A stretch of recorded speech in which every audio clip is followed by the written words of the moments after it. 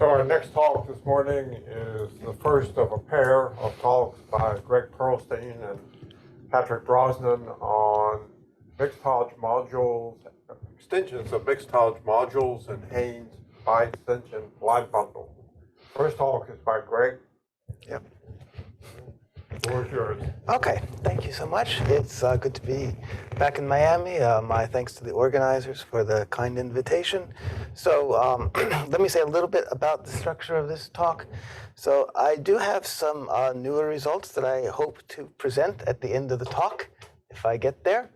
But since this is a two-part talk, my first objective is to explain some maybe slightly older work joint with Patrick Brosnan that constructs a kind of canonical choice of extension of a line bundle that was studied by Hain, because Patrick's going to tell you some things about calculating like the Chern classes and whatever else of this extended bundle. So the first step is to make sure that that it exists and there's like a canonical choice. So then it's like a well-defined mathematical problem to ask what that is. So I'm also going to try and explain like where these ideas came from and discuss some like key examples. So, okay, so if I get to the second part of that maybe involves some work on higher cycles, which is joint with Jose Burgos and Suvik Goswami.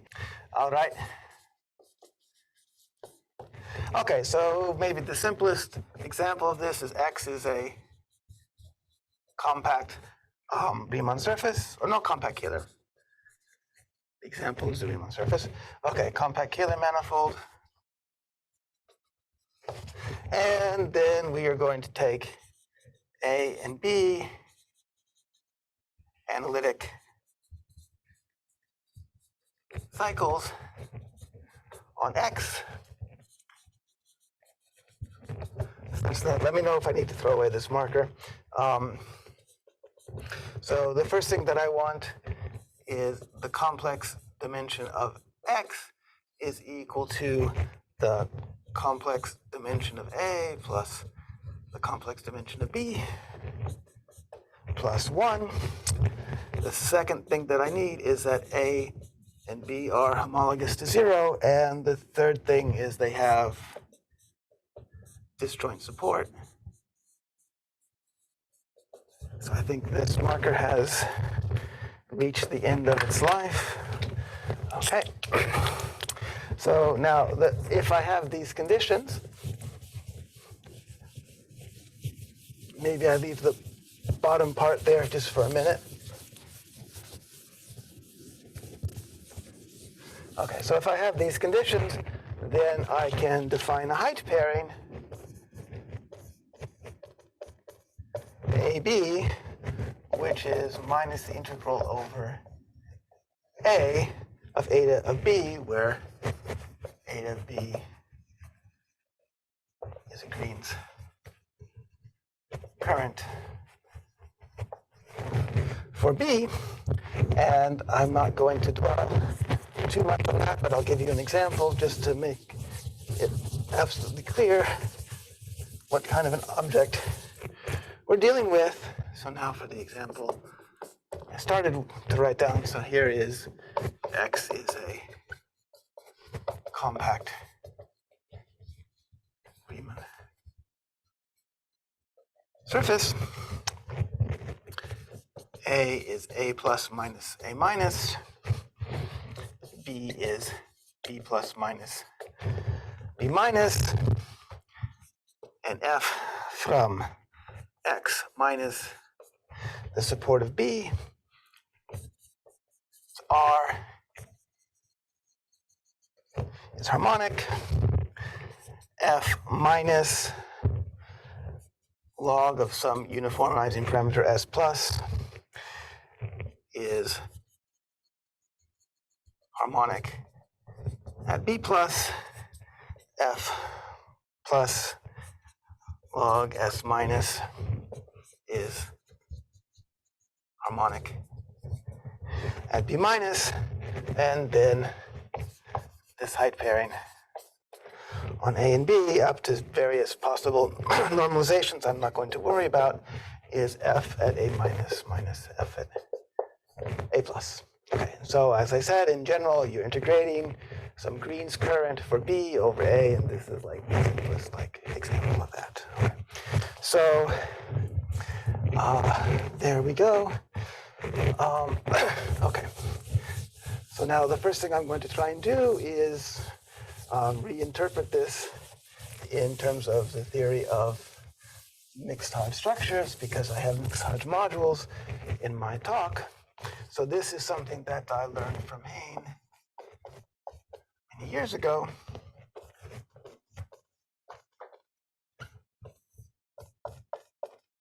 Richard Hain.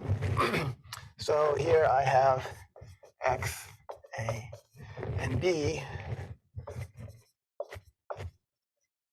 as above. The dimension of A is equal to D. The dimension of B is equal to E. So then MAB, this is a canonical sub quotient mixed Hodge structure of, so Hain likes to work in homology in his Duke paper, so this is H2D plus 1 of X minus the support of B relative to A, and then this gets tensored with Z of minus B. And so this has weight graded quotients. Can this part of the board be seen just barely? And this marker also is not so great.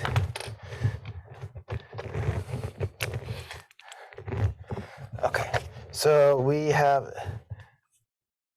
Z of 0 is ger W0 of MAB. Ger W minus 1 of MAB is H2D plus 1 of X, Z of minus D, and ger W minus 2 of MAB is Z of 1. And so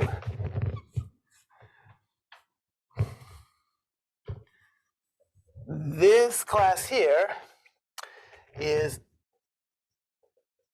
fixed by the Abel-Jacobi image of A, because remember these two cycles are homologous to 0, so I can take their Abel-Jacobi map. And this part here is fixed by the Abel-Jacobi class of B. Okay, and now the next thing I need to tell you, remind you, is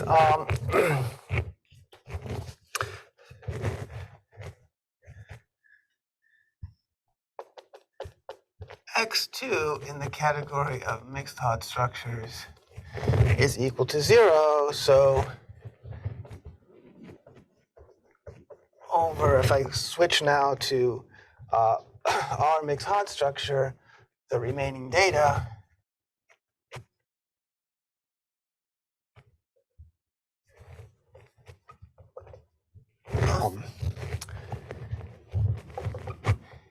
MAB is just this class in X1 R mixed Hodge structures of R of 0 by R of 1. And so let's explain what we do now to get the height out of this.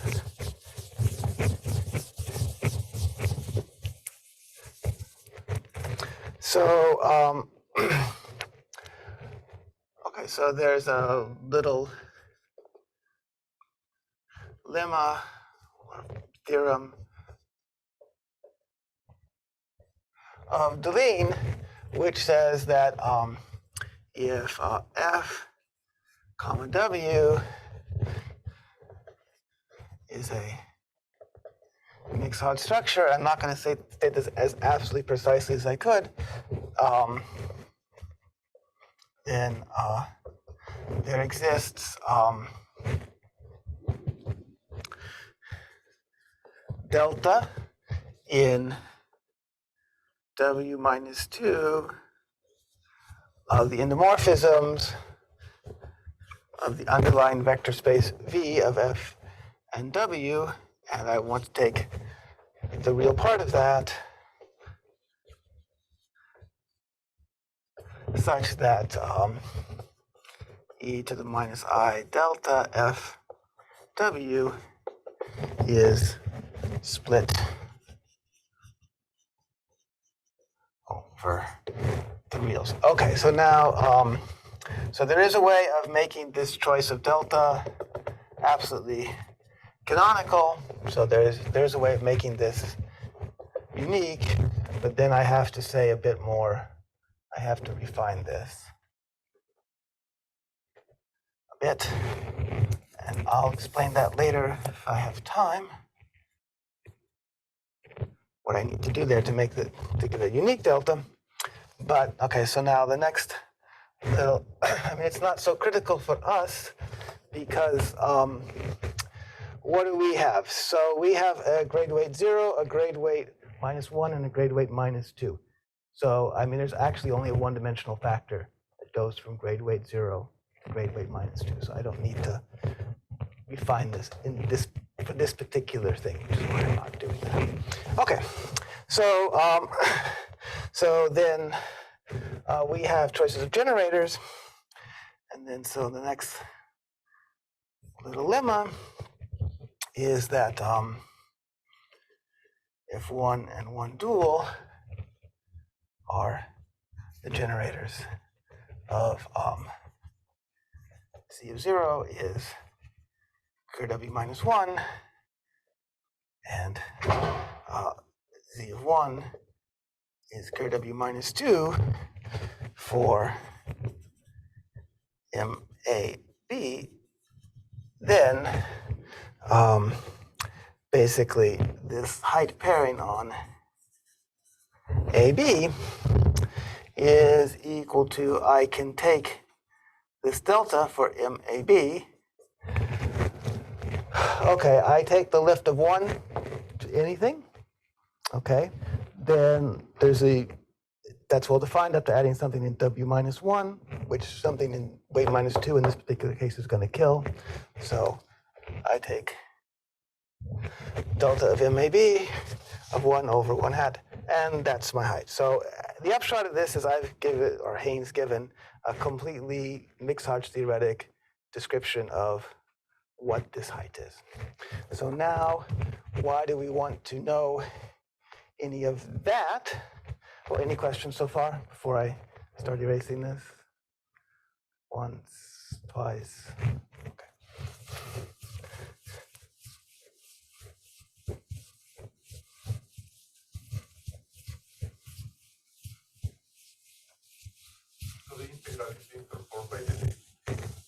Yes. So okay. Yes. So yeah. So indeed, right? So I mean, Delene gives you this analog of.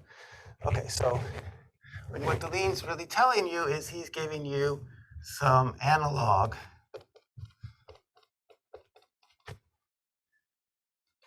So Delene gives you an analog of the Hodge decomposition to a mixed Hodge structure, and then we're taking the lift to I0, 0 in this case. So for our particular example, this is I0, 0, whatever it is, in weight minus 1 and I minus 1 minus 1, and we're taking a lift of 1 to a class in here, call it E, and then we're basically looking at E minus E bar. Okay, so yes, I mean, once you work out what all of those things are, this is the Okay, good question. Okay, so now what do we can do next? So now we can look at the relative version of all of this. So now instead of having a fixed smooth complex projective manifold X and a fixed cycle A and a fixed cycle B, we can do all of this over some S, right? Okay, and so then this will give us an admissible variation of mixed Hodge structure over S. And so what will happen is it'll have extensions. So this extension from z of 0 to h will come from the normal function of A. This extension will come from the normal function of B. Okay. And I say admissible. Now this is a super technical thing. I don't want to derail my entire talk explaining what this is, but let's just say if I come from something of geometric origin, then this will be true. And maybe Patrick can say a bit more about this when he talks about mixed Hodge modules and everything. Or maybe not. Okay. All right. All right. So good. So now, did I do anything? Okay, so now the next statement is, in fact, that I actually don't need these.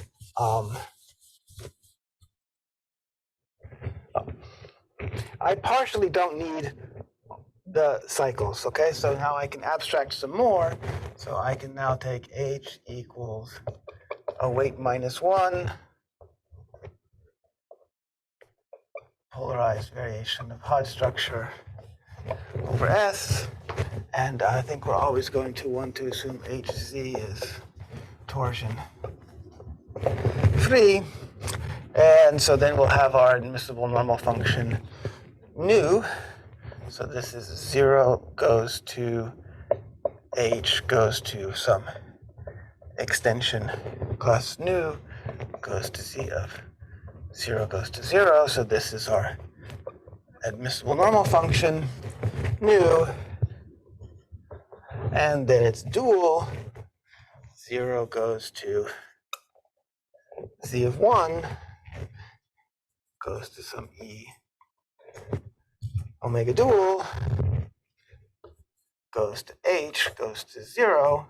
So this is like the dual of our admissible normal function. And then definition. So S here is a complex manifold.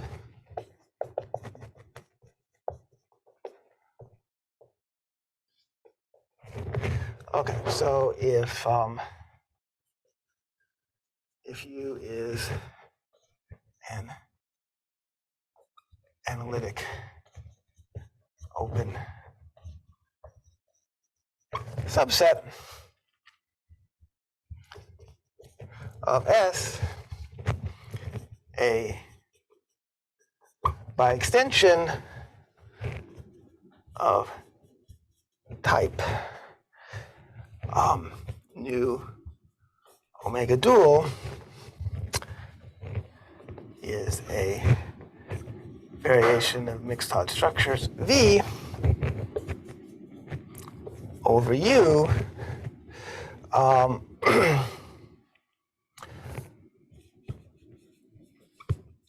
such that we have GER W0 is Z of 0, GER W minus 1 is H, and GER W minus 2 is Z of 1.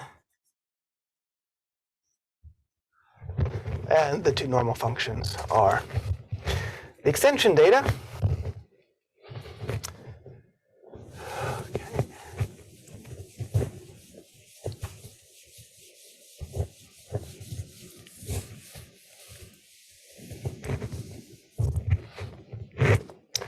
Okay.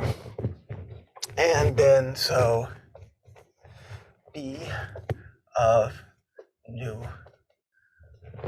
omega dual U is isomorphism classes of, by extension, variation of mixed Hot structure of type nu omega dual over U, and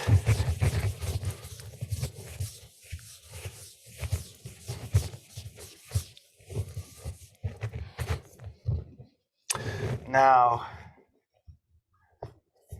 a lemma of Hain or Hain and Reed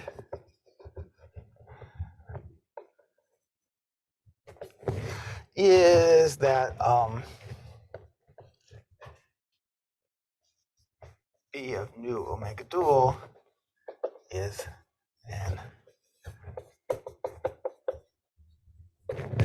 OS star torser. And so in particular, that means we get an analytic line bundle L of nu omega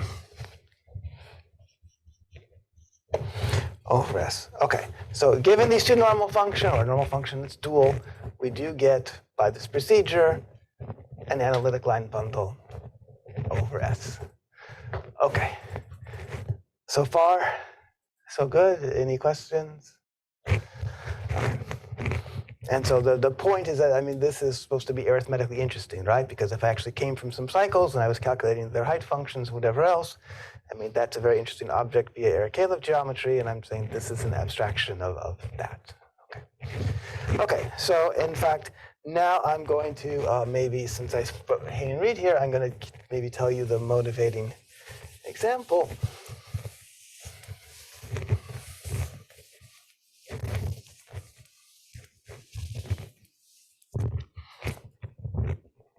Okay, so motivating example.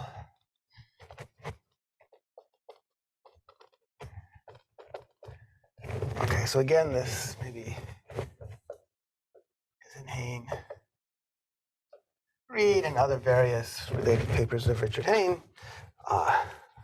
Okay, so here we're going to take C to be a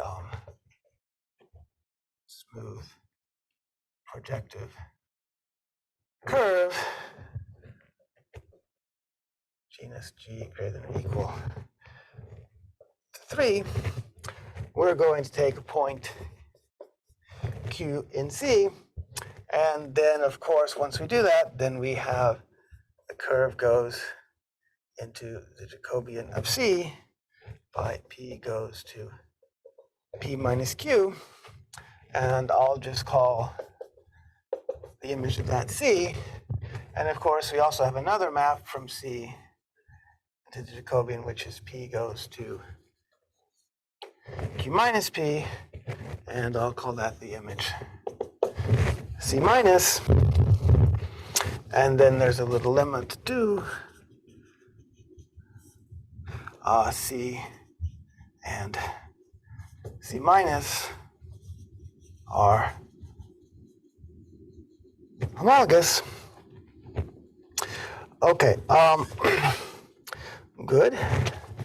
And now, so they're homologous to 0, and then one of the reasons that this cycle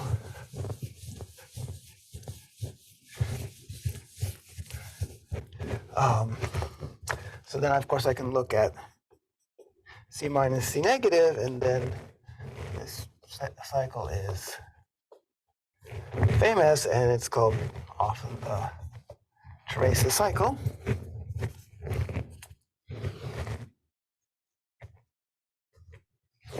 Anyway, so this theorem of Teresa is that if C is generic, then C and C minus are not algebraically equivalent. Okay, so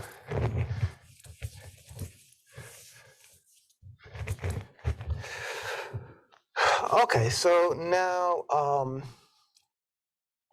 I need to tell you a little bit more. So if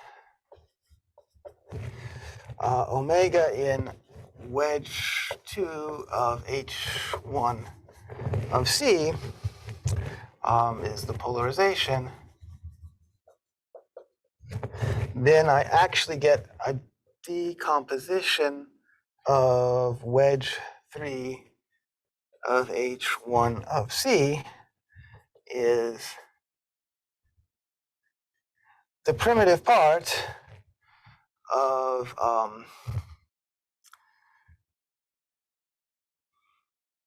let's say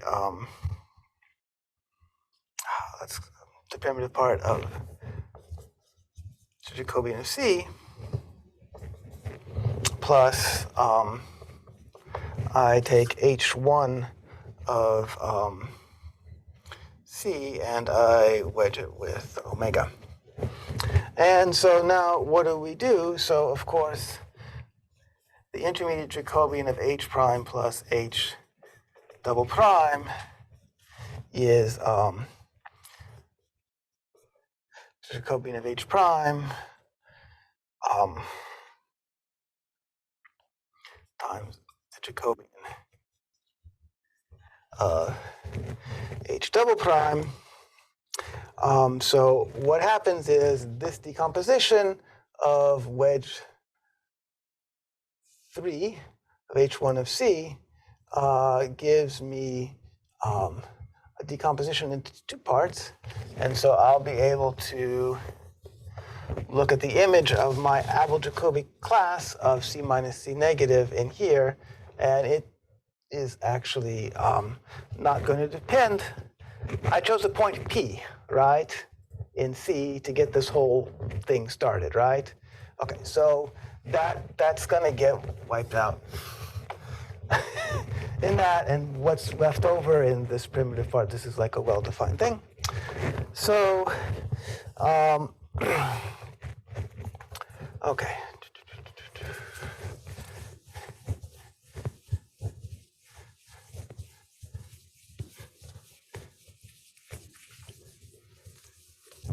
Okay, so how am I doing for time?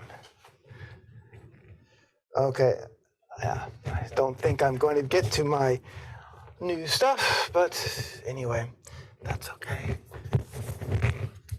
So now the next thing would be theorem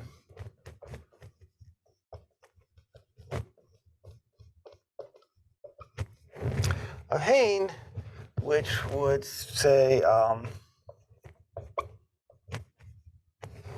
let mg of L, so L is a level structure, be a smooth moduli space of genus G curves with level structure L.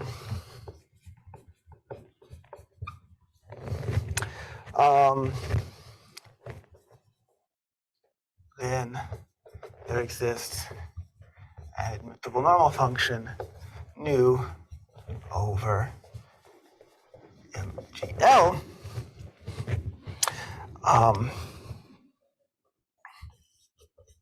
given by the Abel-Jacobi class of C minus C negative in the primitive part of wedge 3 of H, where H is the variation of Hot structures that comes from the family of curves.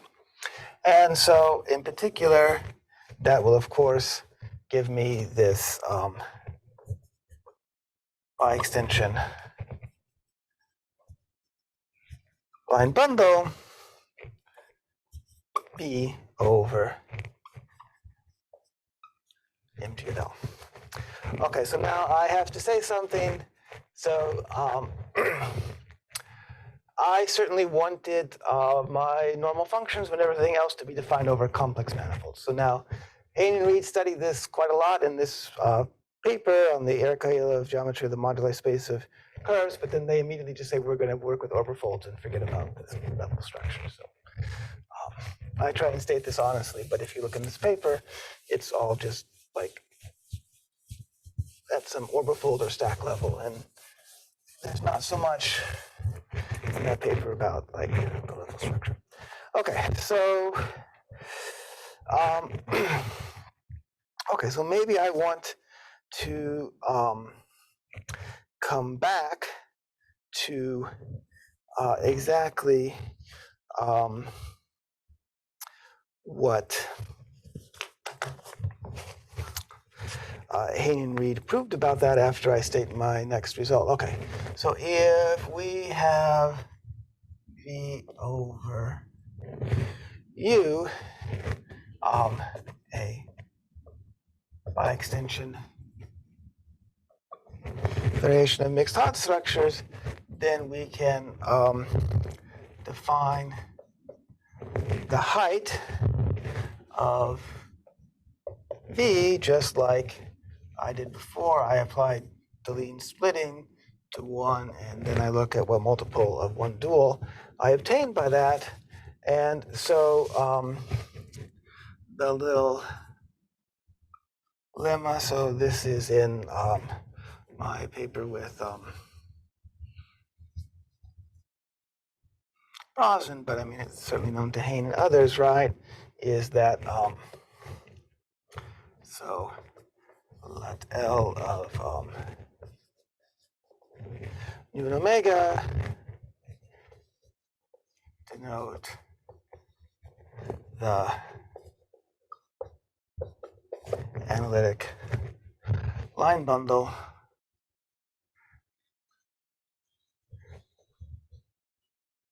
defined by these two normal functions and their dual, then L of mu omega has a canonical metric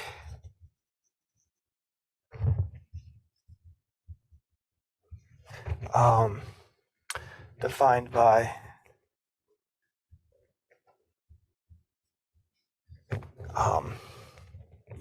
the norm of one of these Biextension variations is x of minus the height of nu, and you may need to put height of b, and you may need to put in some 2 pi i's or whatever there, depending on exactly how you normalized everything. And so maybe there was something that got swept under the rug there. So what was I saying? I was saying that these Biextension line bundles were OS star torsor, right? So these variations V, these Biextension variations, they're non-zero, so they're non-vanishing sections, right, of this Biextension line bundle, which is attached to this. So the norm of this is like something which is non-zero.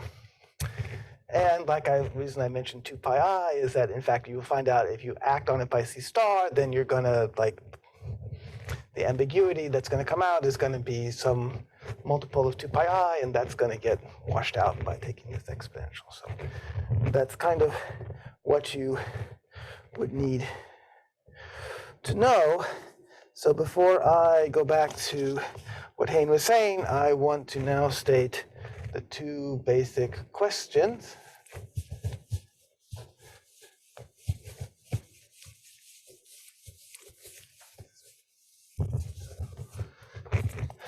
Okay, so 2 basic questions.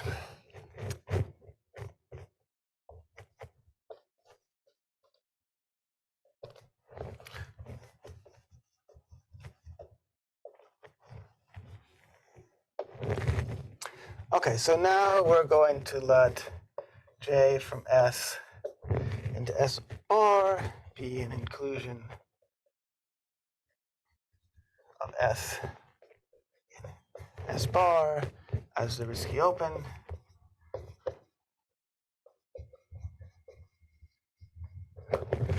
Set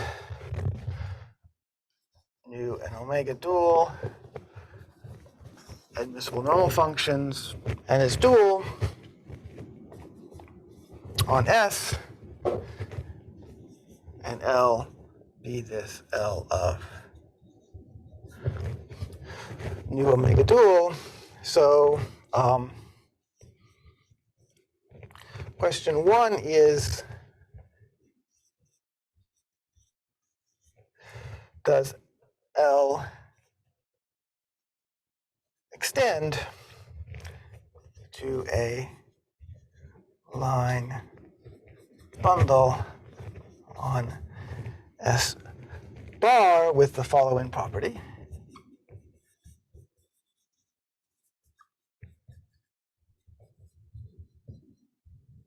Okay.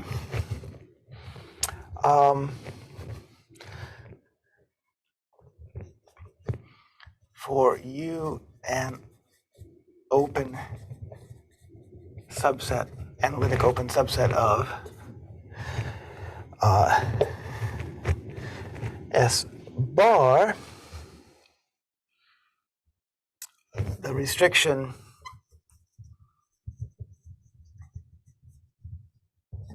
of non-vanishing sections of L of U to U intersection S are admissible by extension variations in mixed Hahn structure. Okay. That's question 1. Okay. And question 2 is, does this bi-extension metric on L extend to L bar? So now let's make something very, very clear here, okay? You have to answer this question in order for this question to make sense, right? I mean, first you pick the class of the extension, right? And then you can ask if the metric extends, okay? You have to make sure that there is a line bundle on S bar with this property, otherwise it doesn't actually make any sense to ask question 2. Okay.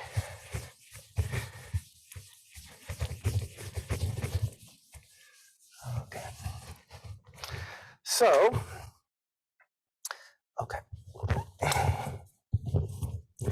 All right, whatever. Okay, so now, where are we? Okay. So now let me, wait a second, did I? Okay.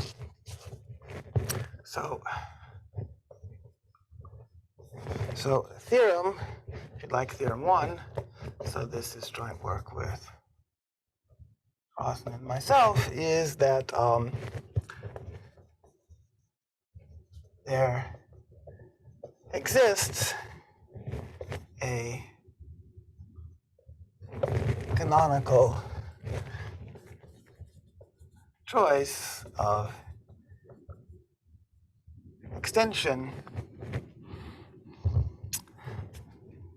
L bar can in pick of S bar tensor Q of that line bundle L. So there is like a canonical choice of this thing, right? Because that's the other thing you have to worry about when you're doing this is that if I can extend it over the boundary, right, then I can, of course, add all kinds of things on the boundary divisor, and who knows what happens. Okay, so there's a canonical way of doing this on the boundary. And now theorem 2, and so this relates to some work I did related to Philip Griffiths is the existence of singularities of normal functions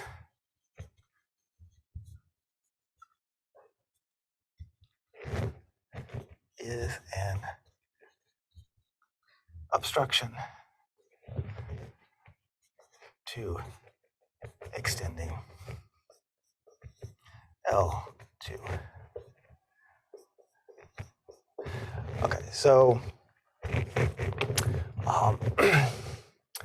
so the line bundle you can always extend. If singularities of normal functions exist in a sense that was defined by Philip Griffiths and Mark Green, then it's quite possible that this metric does not extend to the boundary. Okay, so now I guess the next thing that I wanted to do before I get back to discussing what I was going to say about Richard Hain is, maybe I just say this in words.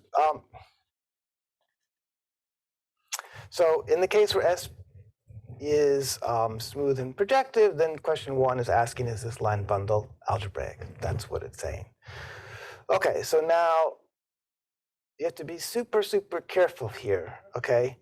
Because there are many analytic line bundles on S which don't extend to S bar. So there's this famous example of Sayre. So there are uncountably many analytic line bundles on C2 minus the origin that don't extend to analytic line bundles on C2. So this is the difference with Hartog's theorem. Hartog's theorem would say, okay, I have an analytic function on C2 minus 0, it extends, right? But that's not true for line bundles. So there's a lot that goes into proving this. This is not just some minor application of Hartog's theorem to get theorem 1. Okay, so okay. So now how little time do I have left? I should not ask how much time do I have left, because that's very little. Okay. Yeah, so I have about 5 minutes, right? Okay. So now maybe I'll tell you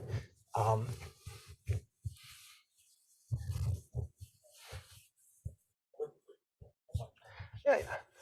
Okay.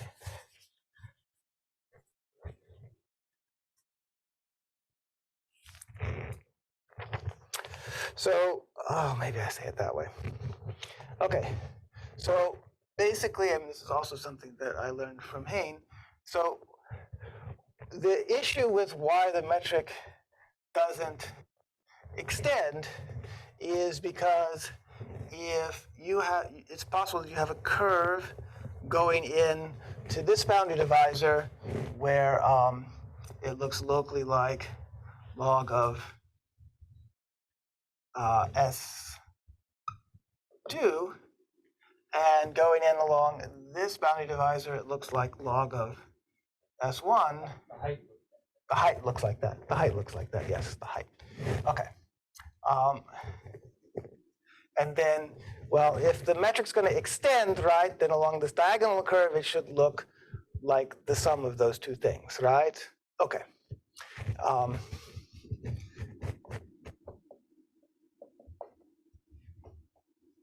Okay, so in fact, if there's a singularity, so this is false. So if nu and omega dual, or this can be false, if these things have singularities. So in other words, it could be log of S1 here, log of S2 here, and then who knows? Maybe there's a 2 there. Okay, so that's an obstruction to being able to say that I would be able to extend this as a metric over the whole thing. Okay, and so since I'm running out of time, so basically what Patrick and I constructed was a asymptotic height pairing, which exactly, so these singularities of normal functions can be thought of as intersection cohomology classes. And so this is kind of a pairing on these intersection cohomology classes that kind of depends on the order of contact of this curve with these two divisors. And so you look at the difference between as you go in this way and as you subtract off those other two pieces. And our pairing will tell you exactly what that, quote unquote, Hain calls it the jump. It'll tell you exactly what that jump is. So, and since it's kind of an inner product, the terrible case is when nu is equal to its dual, right? Because then if there's a singularity, then it's non-zero, then this thing actually has to be positive. So I think, well, I had a lot more written down on the pages, but I think this is about as far as I can get if I'm going to stop at 11:50.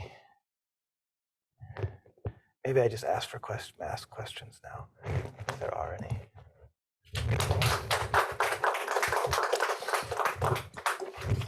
Was the original motivation for these height pairings arithmetic? Yeah, I mean, this comes out of all this stuff of Gillet and Soleil and whatever else, right? And Bailenson, right? I mean, so yeah, this is supposed to be a very, very arithmetic thing. And what I was...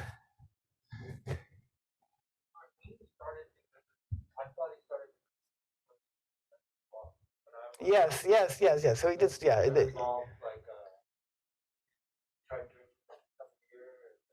Okay, this I have no information about because I did not go to the University of Chicago. So anyway, so what I was going to try and say with you know, the future things with Suvik and Jose or whatever else is, one thing that's in our paper is it's actually true that if you take the limit as s goes to 0 of the height of one of these Biextensions in one variable, and in this, so then another result that I proved kind of as an outgrowth of my thesis, there's some rational number mu such that if you add on s to this, right, log of s to this, this exists, and this paper that I have with Patrick on the jumps has an actual kind of formula for this in terms of some kind of limit motive, you might want to say, that's coming out of Delene. That's not very precisely stated. And then what one would like to say is, you know, like, so this limit somehow should be arithmetic, especially if you pick the coordinate kind of, there's an S floating around here, right? And limit mixed hot structures depend on the choice of coordinate. But if you do everything super arithmetically, then like that, this should have some arithmetic meaning. Yes.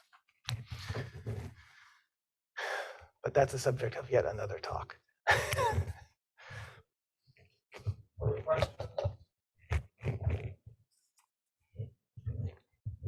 If not, I guess Patrick,